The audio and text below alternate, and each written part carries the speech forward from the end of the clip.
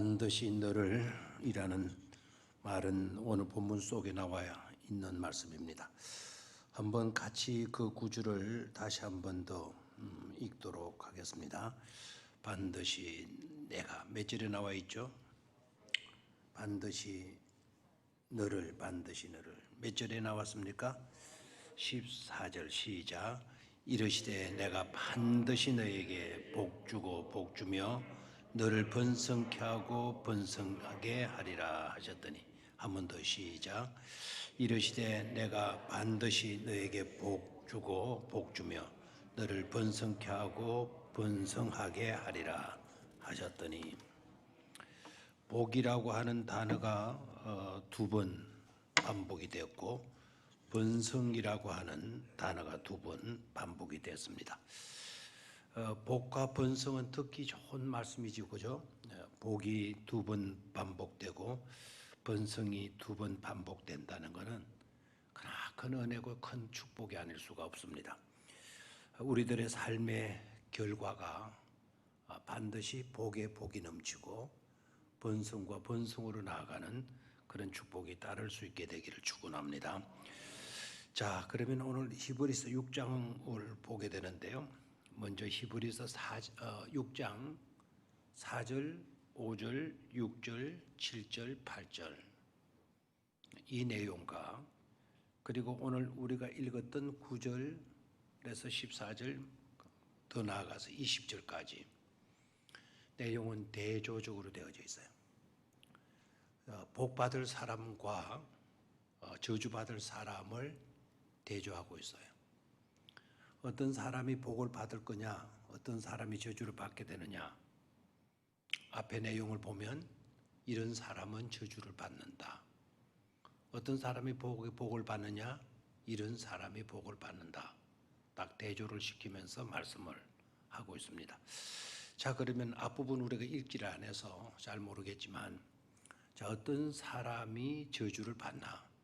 절대로 우리는 저주받는 인생이 되지 말아야 되겠잖아요. 이미 우리는 저주 속에서 구원받았는데 구원받은 우리가 다시 저주 가운데 놓이게 되어진다라는 것은 이건 비극 중에 비극이에요. 저주에서 구원받은 우리가 또다시 저주 가운데로 떨어졌다.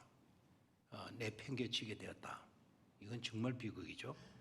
어떤 사람이 저주를 받게 되나? 배교자입니다. 배교자. 뭐라고요? 배교자. 배교자가 뭐죠? 배신자는 알겠는데 배교자는 바로 뭡니까? 참된 가르침에서 그걸 거역하고 돌아선 사람을 배교자라 그래요. 자, 하나님에게로부터 돌아선 사람, 하나님을 배척하고 하나님을 등지고 진리의 말씀을 거역하는 사람들, 이런 사람들이 배교자가 되는데 그들에게 임하게 될 모순 심판, 저주를 앞부분에 말씀하고 있습니다. 그 다음에 이어서 믿음으로 사는 신실한 사람들, 믿음으로 사는 신실한 사람들에게는 바로 복의 복을, 번성의 번성을 하나님께서 주시겠다는 겁니다.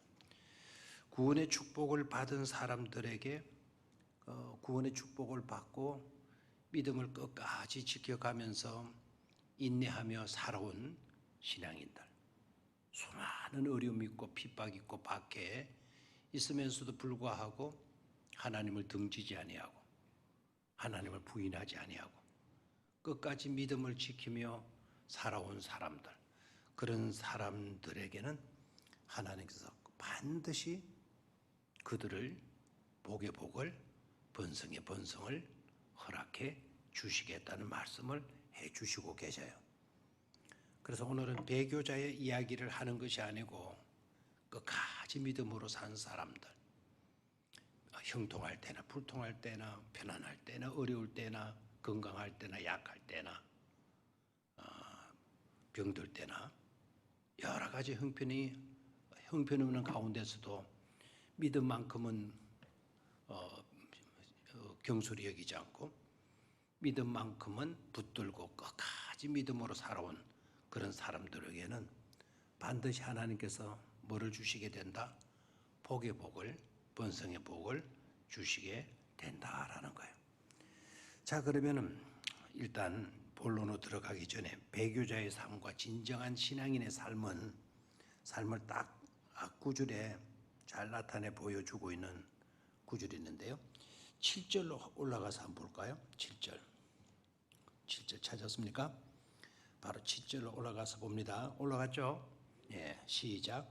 땅이 그 위에 자주 내리는 비를 흡수하여 밭가는 자들이 쓰기에 합당한 채소를 내면 하나님께 복을 받고. 한 번 더 읽어볼까요? 시작. 그 위에 자주 내리는 비를 흡수하여 밭가는 자들이 쓰기에 합당한 채소를 내면 하나님께 복을 받고. 자, 이런 사람들은 축복받을 사람이에요. 자, 어떤 사람들이 축복받을 사람이냐? 땅이 그 위에 자주 내리는 비를 해서 흡수해서 밭가는 자들, 그 밭가는 자들이 누구죠? 농부죠. 경작하는 사람. 농부들이 쓰기에 합당한 채소를 내면 농부의 수고가 헛되지 않고 농부가 기른 대로 쓰기에 합당한, 먹기에 합당한 아주 좋은 그런 채소를 내면 하나님께 뭐를 받고? 복을 받고. 자, 그 다음에 8절로 가봐요. 저주를 받을 사람은 또 어떤 사람이냐? 저주를 받을 사람들. 시작.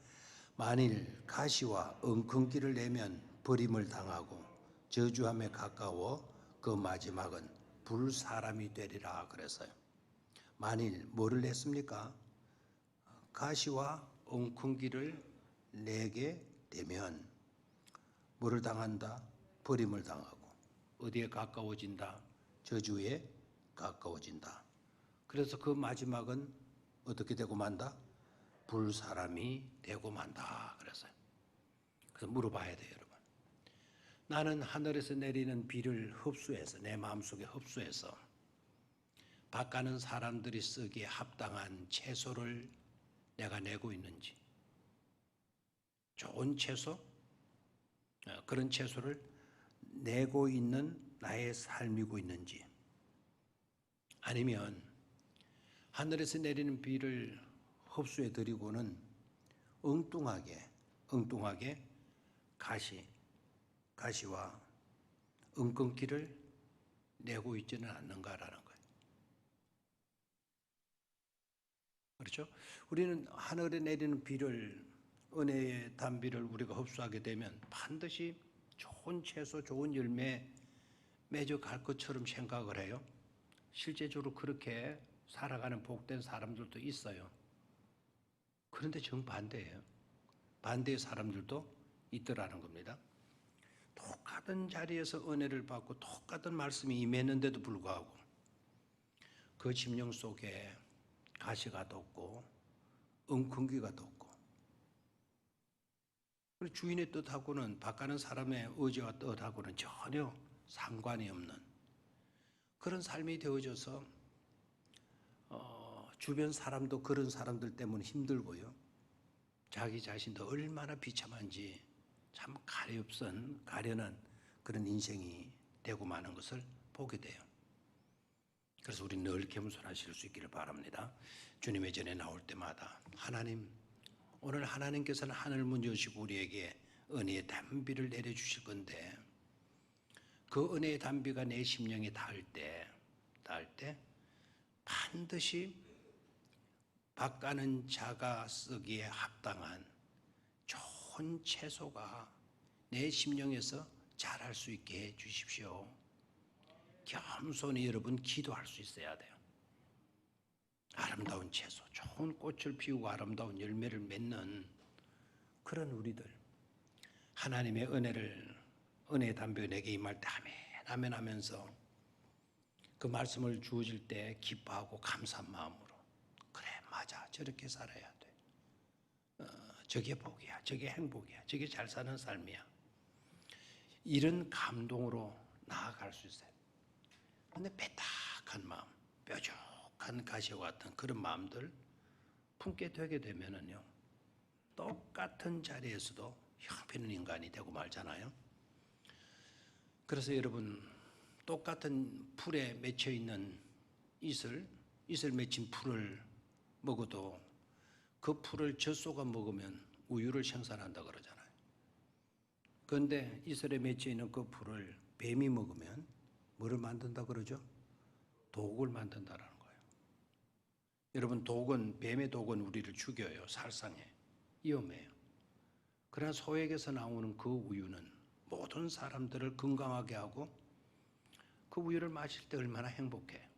사람들을 행복하게 만들어주게 되는 거죠. 풀 밑에 이슬이 맺혀 있는 그 풀을 소가 먹으면 우유가 되고 뱀이 먹으면 독이 돼. 이게 축복받은 사람과 저주받을 사람들도 똑같은 현상으로 나타나게 된다라는 겁니다. 똑같은 최후의 만찬에 우리 지난주 만찬 나누었는데 똑같은 만찬의 자리에 있으면서도 가룟 유다 같은 사람에게는 마귀가 틈타서 그 시간에 들어가서 예수를 팔 마음을 가지게 되잖아요. 자기를 불러주고 자기를 써주었던 그 스승을 팔아버리죠. 그 시간에 마귀의 놀이터가 되어지는 그런 인생도 그 자리에서 있게 되어지는 것을 보게 돼요. 주님의 만찬의 의미가 뭐였습니까? 주님이 우리를 위해서 살 찢어 놓으시고 우리를 살리시기 위해서 영원한 생명의 떡을 우리에게 제시해 주신 것이고 우리의 죄를 속죄해 주시기 위해서 십자가에 피 흘리신 것을 그걸 기념케 만드는 것이 최후의 만찬의 자리였지 않습니까? 그런 은혜가 주어지는 시간임에도 불구하고 은혜 받는 자는 은혜가 따로 있고 반대로 그 시간에 사탄의 놀이터가 되어져서 사탄이 놀이하도록 제공하는 그런 인생도 있게 되는 것을 볼 수가 있습니다.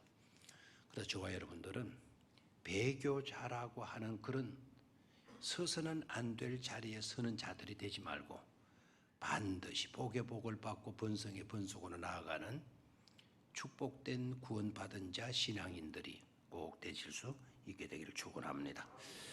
자, 그러면 축복된 사람, 복된 믿음의 사람, 복의 복을 반드시 받을 사람, 번성하고 번성하게 될 사람들에게 당부하는 당부의 말씀이 뭔가 세 가지로 우리가 정리해 볼 수가 있겠습니다. 세 가지로. 이것은 당부의 말씀이기도 하고요. 마땅히 우리가 그렇게 살지 않으면 안 되는 요소이기도 합니다. 자, 본문으로 갑니다. 첫 번째는요, 확신하라라고 하는 말씀으로 시작이 돼요. 9절을 보면 사랑하는 자들아 우리가 이같이 말하나 너희에게는 이보다 더 좋은 것 곧 구원에 속한 것이 있음을 마노라 확신하노라. 그래서 말하는 거죠. 확신해야 돼.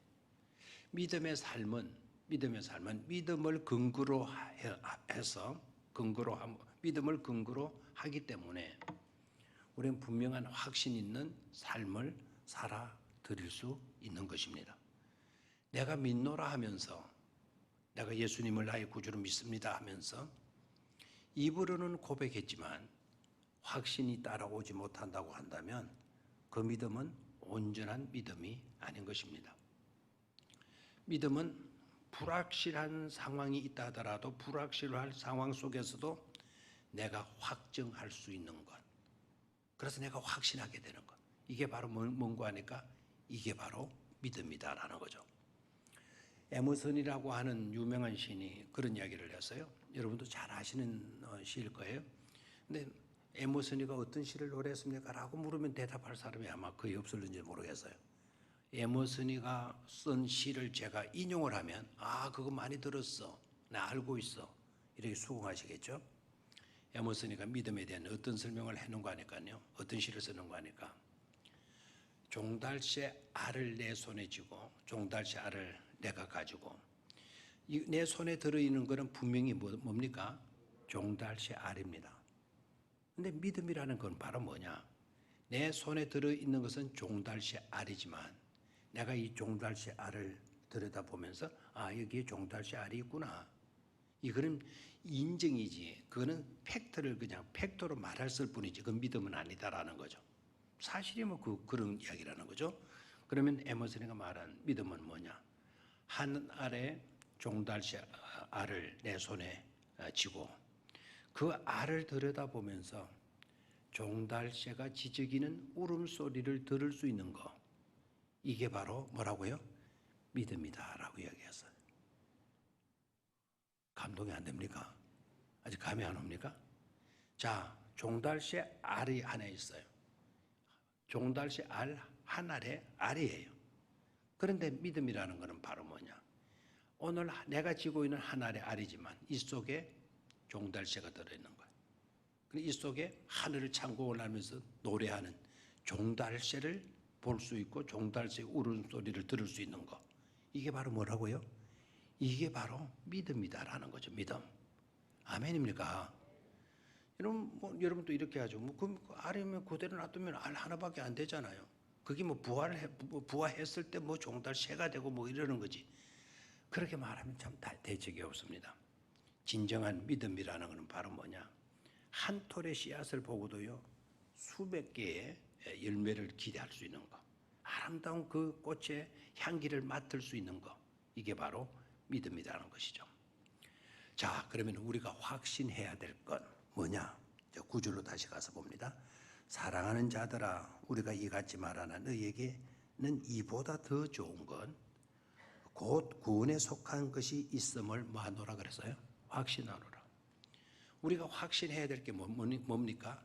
있음을 확신하라는 거예요. 한번 따라하시죠. 있음을 확신하라.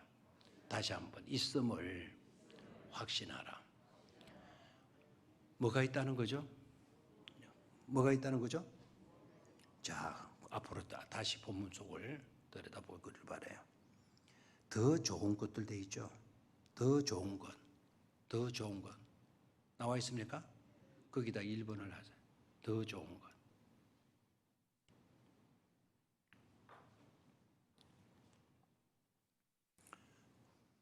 더 좋은 것. 영어로는 better, things. 더 좋은 것들. 그리고 또 하나 더 있습니다. 곧 구원에 속한 것이 있음을. 자, 뭐가 있죠? 더 좋은 것이 있다. 또 뭐가 있죠? 구원에 속한 것이 있다. 구원에 속한 것이 있다.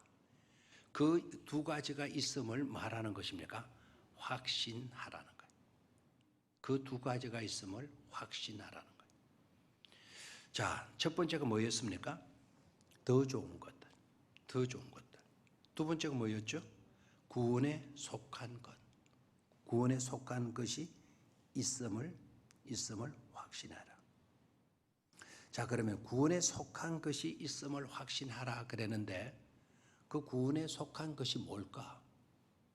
그리고 더 좋은 것이 있음을 확신하라 그랬는데 더 좋은 것들은 또한 뭘까? 자, 저를 봐요. 더 좋은 것이 있다. 그것을 너네들이 확신해라. 구원에 속한 것이 있다. 그것을 너희들이 확신해라. 이게 뭐냐 이거예요. 이게 뭐냐?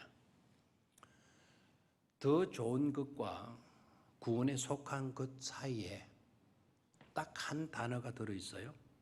그 단어가 뭐죠? 본문을 딱 봐요. 더 좋은 것과 구원에 속한 것 사이에 들어있는 거 뭡니까? 곧이라고 하는 단어죠. 곧이라고 하는 단어. 곧이라고 하는 이 단어는 앞에 것과 뒤에 것이 같다 이 말입니다. equality, 똑같다라는 똑같다. 그럼 더 좋은 것이 바로 뭐죠? 구원에 속한 것. 더 좋은 것이 뭐라고요? 구원에 속한 것이고 구원에 속한 것이 뭐라고요? 우리에게 있어서는 더 좋은 것이라는 거예요. 그것이 있음을 뭐해라? 확신하라는 거예요. 확신해라. 여러분에게 더 좋은 것이 분명히 있죠. 구원에 속한 것들이 분명히 있죠. 더 좋은 것 이퀄 구원에 속한 것들. 그러면 구원에 속한 것들이 구체적으로 또 뭐냐? 그래서 거기에다가 다시 또 밑줄을 긋고요. 그 설명을 좀 붙여놓는 게 좋겠어요. 구원에 매달리는 것이에요. 구원에 매달리는 것, 속한 것, 매달리는 것, 이탈하지 않는 것. 다시 한번, 구원에 속한 것의 의미가 뭐냐? 구원에 뭐하고 사는 거? 매달리고 사는 거. 그 다음에 그 구원이라는 것에서 뭐하지 않는 거? 이탈되지 않는 거. 꽉 매달려 있어가지고 거기서 떨어져 나가거나 엉뚱한 것으로 새거나 그렇지 아니하는 상태. 그게 바로 이보다 더 좋은 것들이 되어진다 이 말입니다. 됐습니까? 그래서 이보다 더 좋은 것이 곧 어디에 속한 것이다? 구원에 속한 것이고, 구원에 속한 것은 어디에 매달려서 사는 거다? 구원에 매달려서 사는 거다. 구원에서 절대로 이탈하지 아니하고 사는 것이다. 바로 그것이 너희에게 있음을 마도록 해라. 확신하도록 하라라는 거예요. 여러분, 그것이 여러분들에게 있습니까? 분명히 내게 그것이 있음을 우리는 확신할 수 있어야 되는 것입니다. 여러분에게 보다 더 좋은 것이 여러분에게 있고, 끝까지 구원에 매달리면서 우리는 살아야 되잖아요. 그렇죠? 구원에 매달려서 살아야지 구원의 줄에서 떨어지거나 이탈되거나 벗어나거나 하게 되게 되면 우리는 비참한 자들이 되고 말아요. 구원에서 매달렸던 우리가 떨어져서 엉뚱한 것으로 치우쳐버렸다. 그게 바로 배교거든요. 그 배교자는 절대로 마지 말아라. 되지 말아야 돼요. 우리는 하나님만을 진실되게 끝까지 믿어가는, 하나님을 믿는 믿음의 삶에서 확신이 있는 그런 삶을 저와 여러분들은 살아드릴 수 있어야 된다라는 것이죠. 그래서 첫 번째는 뭐가 있음을, 더 좋은 것이 있음을, 또 구원에 속한 것이 있음을 하도록 하자, 확신하도록 하라라는 거예요. 자, 두 번째 10절로 내려갑니다. 10절 한 같이 읽어볼까요? 하나님은 불의하지 아니하사 너희 행위와 그의 이름을 위하여 나타낸 사랑으로 이미 성도를 섬긴 것과 이제도 섬기고 있는 것을 잃어버리지 아니하시느니라. 아멘. 자, 이 구절에서 주어와 동사를 먼저 한번 찾아보시면 좋겠죠. 자, 주어는 누구로 시작했습니까? 하나님으로 시작했습니다. 그리고 동사는 맨 끝에 나와 있죠. 하나님은 잊어버리지 아니하시느니라. 하나님은 잊어버리지 아니하시느니라. 하나님은 잊어버리지 아니하시느니라. 주어와 동사를 딱 여러분이 선명하게 볼 수 있어야 돼요. 문장이 조금 길어지면은 우리는 길어지는 그 내용들 때문에 주어도 동사도 우리가 놓쳐버릴 수가 들어 있어요. 그래서 성경이 잘 이해가 안 된다라고 하는 그런 분들도 꽤나 있습니다. 그럴 때에는 먼저 주어가 누구인지 그리고 동사가 뭔지 그걸 주어를 찾고 동사를 먼저 딱 찾아내면 아하 하고 깨달아지게 되는 거죠.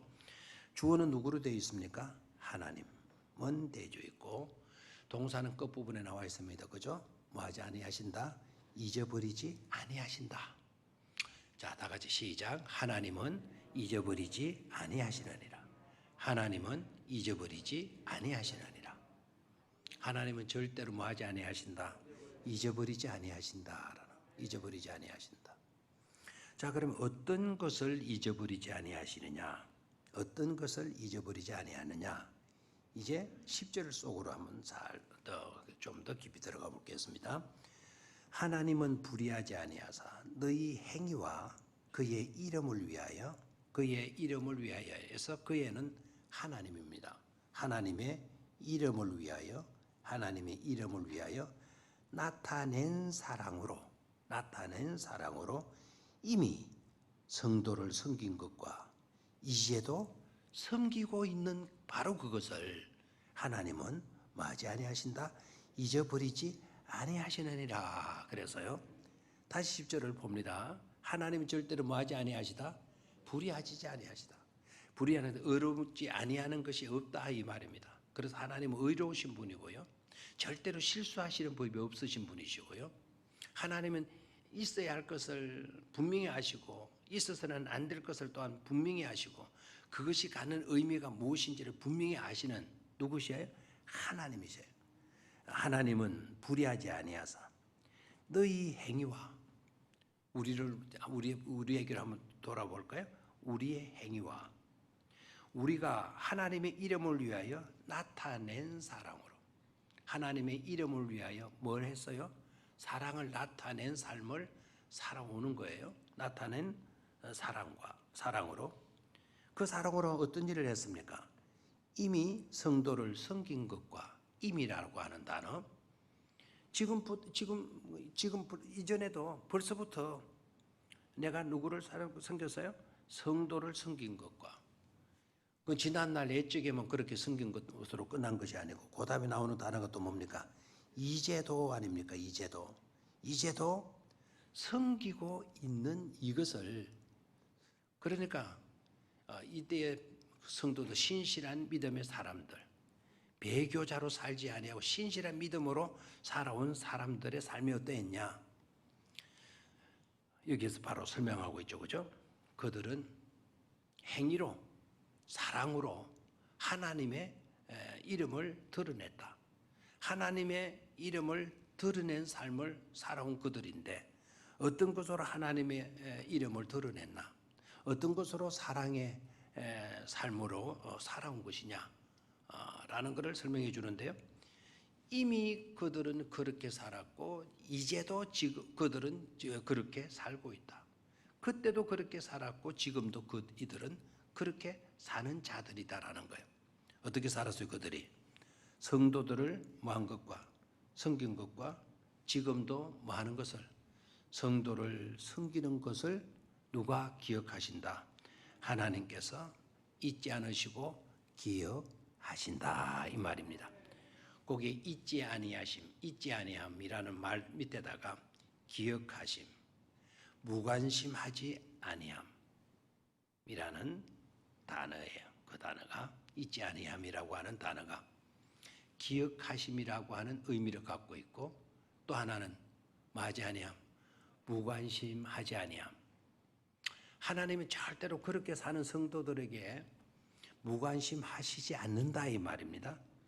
그런 성도들을 하나님은 반드시 기억해 주신다라는 겁니다.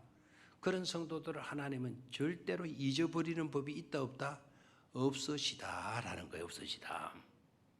그래서 하나님은 그들을 잊어버리지 아니하신다라는 사실을 우리는 확신할 수 있어야 돼요. 그래서 선을 행하다가 뭐 하지 않을 수가 있는 것이죠? 낙심하지 않을 수가 있는 거예요. 세상 누구는 알아주지 못한다 하더라도 윗상사는 알아주지 못한다 하더라도 내 친구도 나를 알아주지 못한다. 내 후배들도 몰라준다 하더라도 누구만은 아신다. 하나님은 아신다. 그래서 선을 행하다가 낙심하지 않을 수가 있는 거예요. 그 낙심도요 언제까지 낙심할 자리로 있는 것이 아니고 때가 이르면 그 모든 것들이 선한 것으로 드러날 때가 반드시 우리에게 오게 된다라는 것이죠. 그 사람이 옳았어. 그분이 맞았어. 이러한 때가 오게 된다라는 것입니다. 그래서 두 번째도 확신은 뭘 확신해야 되느냐? 하나님은 뭐하지 아니하신다는 사실을 잊지 아니하신다는 사실을 말 수 있어야 된다. 확신할 수 있어야 된다라는 것입니다. 자, 그러면 하나님이 기억하시는 삶, 하나님이 무관심하지 않고 반드시 기억하시고 잊지 않는 성도의 삶은 어떠하다 그랬어요? 하나님의 이름을 위해서 우리가 사랑으로 사는 거죠. 그 사랑의 내용이 뭐였습니까? 그때도 성도를 섬기는 거, 지금도 누구를 섬기는 거? 성도를 섬기는 거. 아멘입니까?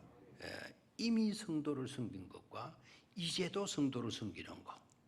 그런 삶을 절대로 누구는 잊지 않으신다. 하나님은 잊지 않으신다라는 거예요. 저와 여러분들이 그렇게 살 수 있게 되기를 주의 이름으로 축원합니다. 배교자들은 그렇게 살지 않는다라는 거예요. 자기 주관대로 살기 때문에요. 자기 기분대로 살기 때문에요. 믿음의 구체적인 근거가 뭔가를 여러분 생각하셔야 돼요. 믿음은 나를 믿는 게 아니에요. 내 생각을 믿는 게 아니에요. 내 지식을 믿는 게 아니거든요. 내 기분을 믿는 사람이 되면 이건 믿음의 적입니다. 진정한 믿음의 적이에요. 이게 가장 진실한 바른 믿음을 방해하는 장애적인 요소가 되어지는 것이죠. 오죽했으면 우리 주님께서 나를 따르고자 하는 자는 자기를 부인하고 나를 따르라.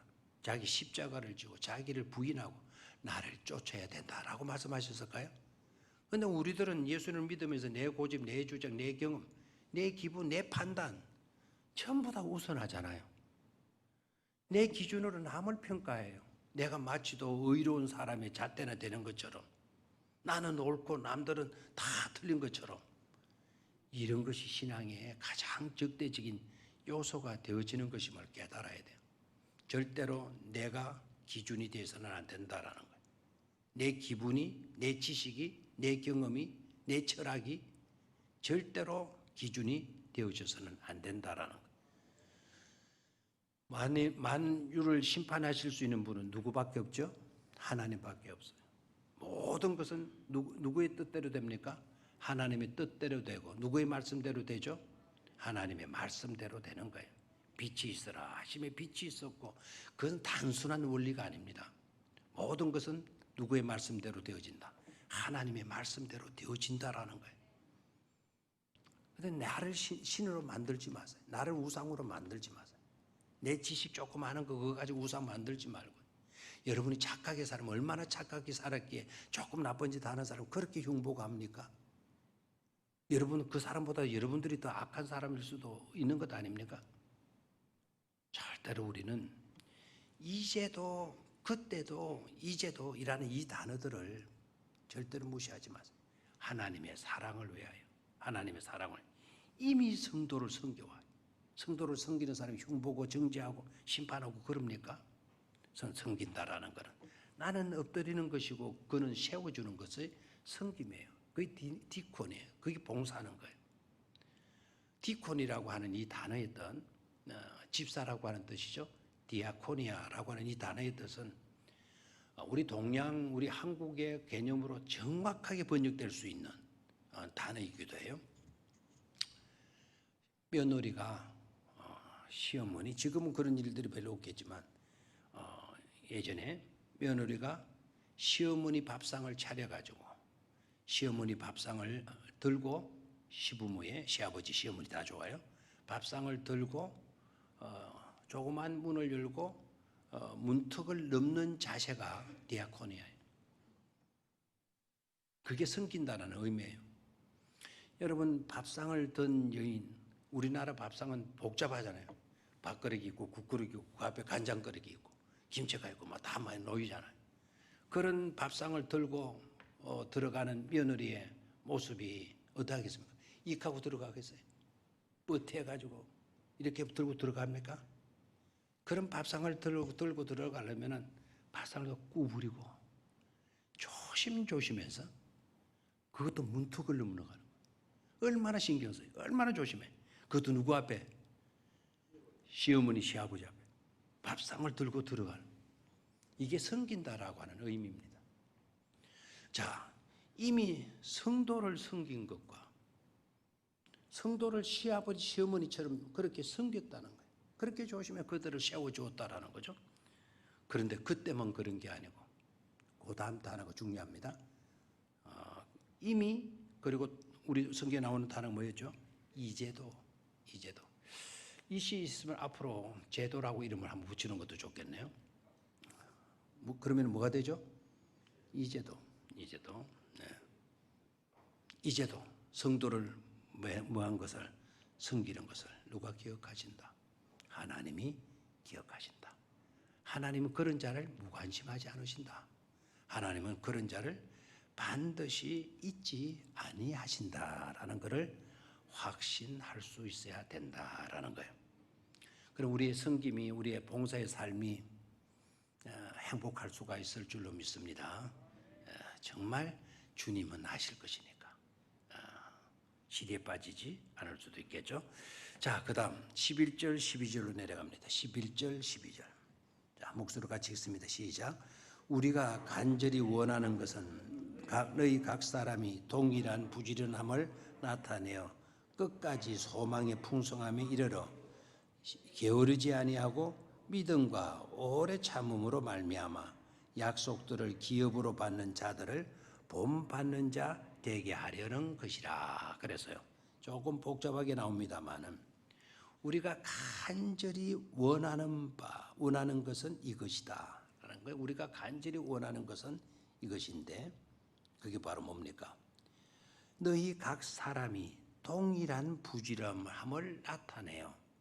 자, 여기에 동일한 부지런함을 나타내요 라는 이 단어의 의미가, 이 말의 의미가 뭔가 하니까 동일한이라는 이 말의 뜻은, 동일한이라는 말의 뜻은 변함없이, 끊임없이라는 뜻이에요. 변함이 있으면 동일하지 않잖아요. 그래서 변함없이, 끊임없이, 지속적으로 부지런함으로 끝까지 뭐에 이르도록 해라? 소망의 풍성함에 이르도록 해라라고 말씀하죠. 다시 한번 11절 읽습니다. 시작. 우리가 간절히 원하는 것은 너희 각 사람이 동일한 부지런함을 나타내어 끝까지 소망의 풍성함에 이르러. 동일한 부지런함을 나타내어. 그 말의 의미를 이제 이해하겠죠. 동일한 부지런함이 어떤 의미라고요? 변함없이, 끊임없이, 지속적으로 부지런해서 어디에 이른다? 부지런해서 끝까지 소망의 풍성함에 이르러.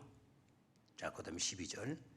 게으르지 아니하고 믿음과 오래 참음으로 말미암아 약속들을 기업으로 받는 자들을 본받는 자 되게 하려는 것이니라. 그래서 약속들을 기업으로 받는 사람들을 많은 것, 본받는 자가 되는 것, 이게 우리가 간절히 바라는 소망이고 있다, 소원이고 있다라는 것을 말씀해 주고 있습니다.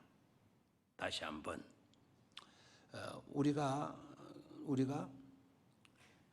약속들을 기업으로 받는 사람들을 많은 자, 본받는 자 되게 하려는 것, 이게 히브리 기자의 간절한 뭐이고 있다? 소원이고 있다라는 겁니다. 그렇다면 저와 여러분들이요, 살아가는데 믿음과 오래 참음으로 말미암아 약속들을 기업으로 받는 사람들을 본받는 누가 되어야 돼요? 바로 내가 되고 우리가 되어야 된다, 이 말이죠.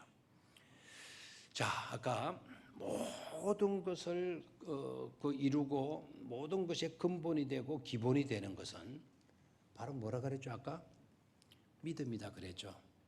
그렇죠? 모든 것의 기본, 근본, 근원은 뭐라고요? 믿음이에요, 믿음. 자, 약속이라고 하는 단어도 나오고 인내라고 하는 단어도 나오고 소망이라고 하는 단어도 나오는데요. 약속, 인내, 소망, 그렇죠? 이런 것들이 얼마나 소중한 것들인지 몰라요. 그런데 이러한 소중한 것들이 다 뭐를 근거로 하고 있다는 거죠? 믿음을 근거로 하고 있는 것이죠. 그래서 믿음은 모든 것의 근본이 되는 겁니다. 인내한다? 믿음 없이는 인내하기가 어려워요. 소망 없는 믿음, 믿음이 없는 소망, 그건 그냥 헛꿈이죠, 헛꿈. 약속, 믿음이 근거되지 않은 약속, 하나의 언어에 나열에 지나지 않아요. 믿음이 없는 약속이라면 수많은 말들을 늘어놓은 것이 지나지 않은 거죠. 약속도 뭐를 근거하죠? 믿음을 근거로 하고, 소망도 뭐를 근거하죠? 믿음을 근거로 하는 거예요. 인내도 뭐를 근거로 하는 거죠? 믿음을 근거로 하는 거예요. 그래서 믿음은 우리의 삶의 근원이다. 우리의 삶의 근본이다. 모든 일들의 기본이 되고 기초가 되어지는 것은 바로 뭐죠? 믿음이다라는 거예요. 그래서 저와 여러분들은 기초, 기본을 든든히 할 수 있어야 돼요. 다시 말하면 믿음을 돈독히 할 수 있는 그런 삶을 살아가야 된다 이 말입니다. 믿음을 든든히 쌓지 못하니까 어떤 문제만 들으면 그만 막 그냥 풍전등화처럼 막 불안해서 떨게 되고요. 갈팡질팡하게 되고 추풍낙엽처럼 우수수 모든 것들이 다 떨어져 버리고 마는 거예요. 그래서 가장 돈독하게 우리가 갖추면서 기본을 다져놓아야 되는 것은 바로 뭐다? 믿음이다라는 것이죠. 믿음. 그래서 믿음 달라고 항상 기도하고 우리 믿음 없음을 용서해 달라고 불쌍히 여겨 달라고 겸손히 하나님께 기도할 수 있는 우리 모두가 되실 수 있기를 축원합니다. 믿음의 성자들이 꼭 되시기를 축원합니다. 믿음만큼은 큰 부자가 되실 수 있기를 바랍니다. 그 사람 뭐만큼은 부자다. 믿음이 있어서만큼은 그 사람 부자다. 이 사람은 최고의 부자예요. 세상 재물로 엄청나게 쌓아놨다 하더라도 그 사람의 심령에 믿음이 없으면 그 재물은 아무런 의미가 없는 겁니다. 그래서 믿음이 근거가 되고 기초가 되는 것 너무나도 중요합니다. 자, 두 번째는요. 인내와 소망이라는 것이 계속 이어져 나오는데 인내가 소망을 낳게 합니까? 소망이 인내를 낳게 합니까? 인내의 어머니가 소망입니까? 소망의 어머니가 인내입니까? 뭐가 인내를 낳죠? 뭐가 인내를 낳죠? 이러면 안 되죠. 누가 어머니죠? 소망이 어머니가 맞고 소망이 어머니입니까? 인내가 어머니입니까? 인내가 소망을 낳는 겁니까? 소망이 인내를 낳는 겁니까? 너무 어렵습니까? 여러분 소망이 있길래 여러분 오늘 인내하는 거예요. 인내하는 거예요. 그래서 소망이 먼저라는 거. 소망이 먼저라는 거. 소망이 있기에 오늘 우리는 참아가는 거예요.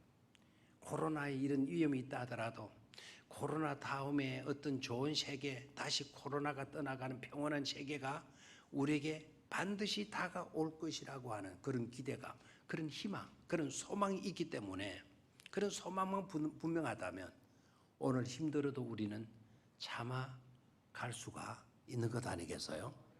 근데 그 소망이 없다 해봐요. 그 소망이 없다 해봐요. 우리는 인내 못해요. 내일이 된 불확실성 있으면 우리는 견디지를 못하는 거예요. 불안과 초조함 때문에 답답해서 견딜 수가 없는 거예요. 그래서 모든 근원은 믿음이다. 그 다음에 믿음 다음에는 뭐가 기초가 또 되어야 돼요? 소망이 있어야 돼요. 소망이 있을 때 우리는 뭐 할 수가 있다?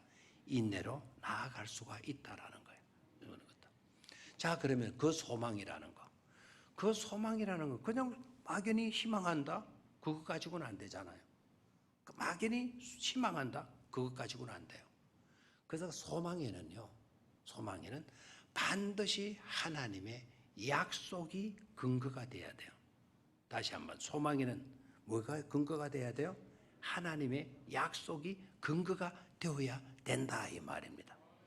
그래서 하나님께서는 우리에게 약속해 주셨잖아요. 새하늘과 새 땅도 약속해 주셨고 새하늘과 새 땅도 약속해 주셨고 그리고 오늘 여기에서도 너네들이 이렇게 살아라. 그러면 복의 복을 번성의 복을 내가 너희들에게 덧입혀 주겠다. 분명하게 우리에게 약속을 해 주셨어요. 출애굽한 백성들에게는 가나안 복지를 약속해 주셨고 오늘 살아가는 저와 여러분들에게는 죽어도 다시 사는 하나님의 그 나라, 하나님의 영토, 하나님이 다스리는 세계 그것을 분명히 저와 여러분들에게는 약속해 주신 줄 믿습니까?